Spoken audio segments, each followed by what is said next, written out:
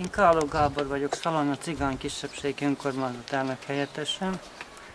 Monorról érkezett egy adomány, amely Józsefné osztotta, jobbikos aktivista. Én telefonon felhívtam, hogy mondja már meg nekem, hogy miért van ez, hogy nem osztott az árvízkárosultaknak adományt. Azt felelte nekem, hogy cigányoknak egyáltalán nem adnak.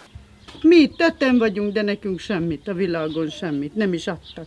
Még csak egy darab ruhát se, semmit. Pedig mindenünket elvitt a víz, mindent. Mezitláb jártam dolgozni, mert itt bérül úgy mentem ki. Csizsmában, mi meg benn maradt, mindent elvitt a víz, minden elpusztult, benne rothadt minden a szekrényekbe. Amit hoztak adományt itt a parasztoknak, végighordtak, lefel, csak nekünk nem adtak még egy darabot se semmiből. Ja, hogy akkor olyanoknak is adott, akik az árvíz egyébként nem is sújtott? Igen, olyanoknak is ad. Fent, hol igen. Őt! Anya keresnek! Adományos!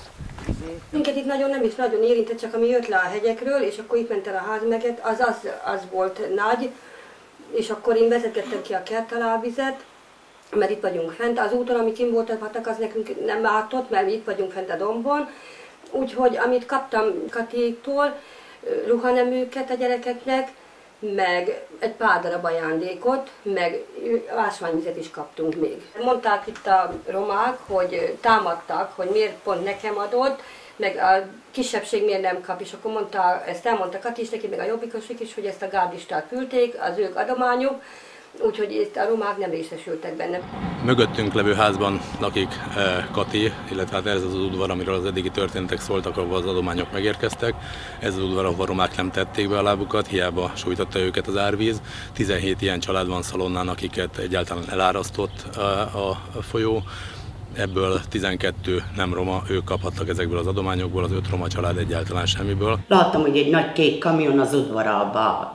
Mondta nekem, hogy senkinek semmi köze hozzá, ő az ajánló szelvényért azoknak adja az adományt, akik odaadták az ajánló szelvényt a Jobbiknak, nem mondta, hogy a Jobbiknak, aki neki odaadta. De ő jobbikos ki? Igen, és akkor azután mondom, hát attól, hogy még nem adták oda a cigányok neked, vagy mit tudom én kik, az árvíz egyformán folyt. Cigány, nem cigány, udvarba. És erre azt felelte, hogy a romáknak azért nem ad, mert azt akarták, hogy oszoljon fel a gárda. Kati azt mondta, hogy ő nem nyilatkozik magánszemélyként, illetve azt még hozzátette, hogy délután, ha visszajövünk, akkor itt lesz a gárda kapitánya, aki majd nyilatkozik ez ügyben. Ezt mondtam a gárdának, annak a jobbikosnak, hogy mondom, azt ugye, hogy mondom, 4 évvel ez a hölgy, cigánynak vallotta magát, igaz a Dajka tanfolyamé, és mondom, 6 évvel ezelőtt cigány